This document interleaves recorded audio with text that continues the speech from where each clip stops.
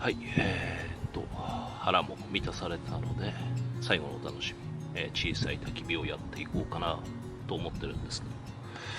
けど、このテーブル、新ギアなんですけど、なかなかいいですね。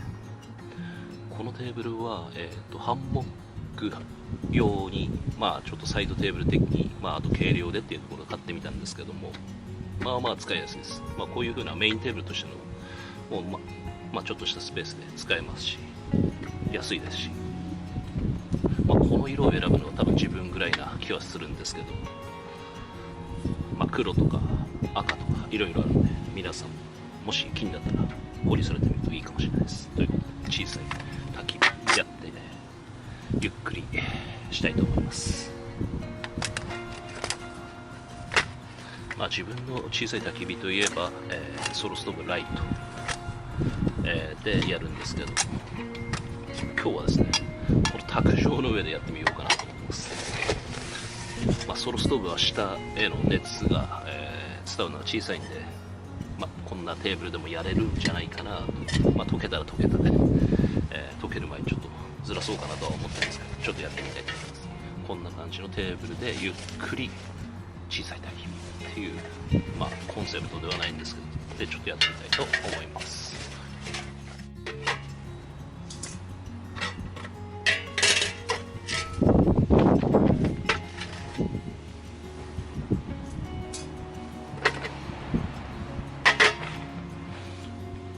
今回はこの、ナイフを使って、焚き火、やっていこうかな。後ま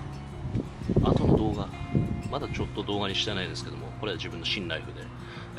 イタリア製のライオスチールの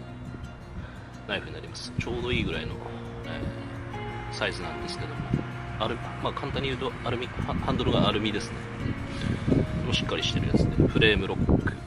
でロック機構もあります。でハーツもまあまああります。鋼材は、まあ、標準クラスの鋼材だったはずです。でイタリア製、まあ、イタリア男だけあって男前なフェイス、まあ、こっちもかっこいいですね。ということで、こちらを使ってこいつを焚き火のナイフとして今回は使って遊んでいこうかなと思ってます。